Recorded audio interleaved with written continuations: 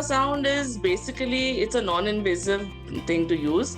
We can use it repeatedly if you want to. Like if you want to scan something, if you have to take a patient for a CT scan, moving a patient from an ICU to scanner is not a very easy thing. And if you need to repeatedly see something, I think ultrasound is a better modality for that. And I think it gives us a more accurate picture. It's a readily available bedside test. For me, the ultrasound becomes very useful at the bedside for things like pneumonias. I want to know a child is breathing very heavily. So I need to know whether it's because of just the pneumonia, or is there water filled up in the lungs, or if there's water around the lungs. Now all of these can be easily told to me by an ultrasound. So for the heart, it's extremely useful. So when we have a child with a low blood pressure, I need to monitor. I can't, an X-ray won't give me much of an idea. So looking at the heart pumping, I can do that with an ultrasound at the bedside. The ultrasound has given us a completely different outlook in terms of doing many procedures that initially we were doing just blindly. For example, nerve blocks and vascular access was something that we used to do by blindly and by landmark technique and by experience as well. But now with the ultrasound, we have something which gives us a sort of an eye for us to manage those procedures while looking at them. Plus it is real time as well, so we can do it as the procedure is being done.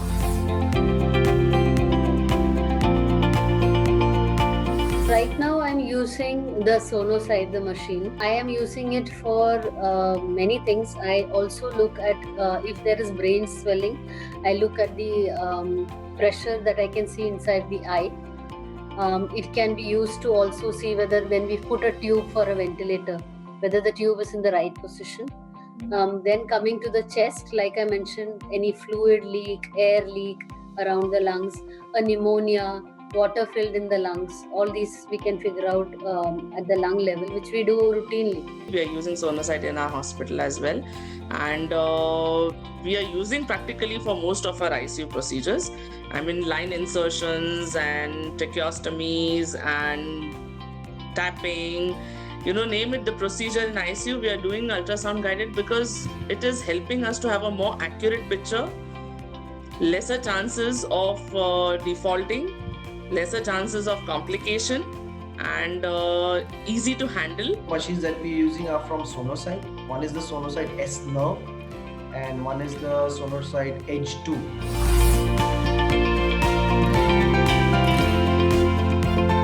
We've had a child very recently only who came to us with a cancer. Now this kid had a blood cancer, and secondary to that, the child had developed an infection. And the child actually, by all the numbers, were showing us infection. We were treating it, but the blood pressure was actually showing us a normal value when we checked the normal BP. So we then did an ultrasound, and actually we found that the child's veins were all collapsed, and what he needed was a lot of IV fluids. So a lot of IV fluids were started for this child, and actually this child was revived with just giving the fluids and the right antibiotics. So that was like an instant one. We had a very sick patient in the ICU who was on a multi-organ support system, was getting better, and again had a turn in his clinical condition, and it was not possible to shift that patient for a CT scanner. So we did an ultrasound at the bedside, and we found where the patient was actually bleeding from, and the bedside we could help the patient to recover from that situation. So I think it is a single examination gave us an answer to a lot of questions that we had in our mind. I guess the point of care ultrasound from anesthesia point of view can be applied from head to toe, really. Well, there are lots of instances where I have point of care ultrasound in my practice as well. The most recent being the ultrasound of the gastric antrum, where one patient was posted for an emergency, a relatively emergency procedure, and there was a starvation issue, and we were not very sure about how long the patient has been starving from. So an ultrasound of the gastric antrum proved that the patient was starving, so we could do the procedure much earlier rather than have to wait for a few other tests to be done.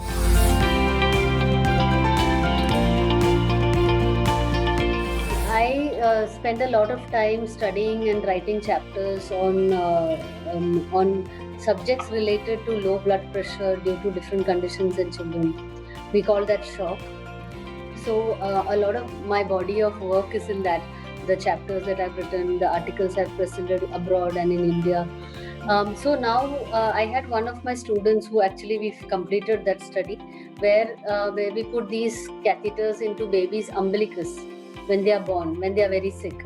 And so we got a comparison between an X-ray and ultrasound, whether we were missing out.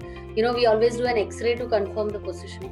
So we did a study to see by ultrasound whether we were missing out any of those right positioning of the lines. And we found that we were actually not missing anything. So an ultrasound is good enough. Now the next plan I have is, actually we are already doing it, is doing the chest ultrasound for little babies in the neonatal unit. We have new students every year, so we give them different projects. So that's the plan for this year. My institute, we have a DNB teaching program where we have students coming to complete their post-graduation in anesthesia. So that involves a lot of work in terms of peripheral nerve blocks and central venous access, arterial access, and now a point of care ultrasound as well. So all of them are going through the teaching programs related to all these subjects. Plus, in addition to teaching programs, they use it in their day-to-day practice as well. So that also becomes a hands-on training process for them.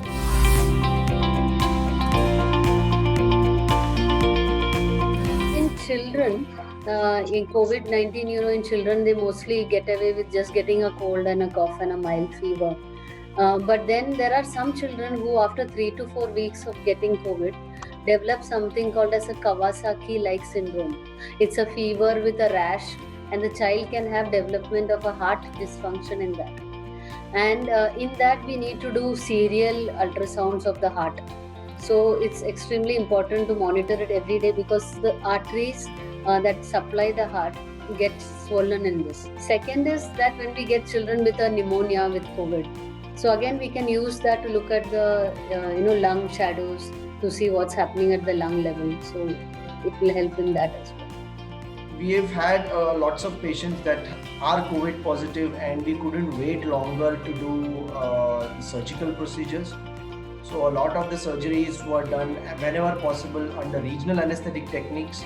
So the ultrasound has helped us immensely in avoiding general anesthesia and any airway manipulations in COVID positive. So ultrasound has helped us identify correct placement of the endotracheal tubes by ultrasound of the upper airway as well as the ultrasound of the lungs. But ultrasound has been a major help in doing all these things.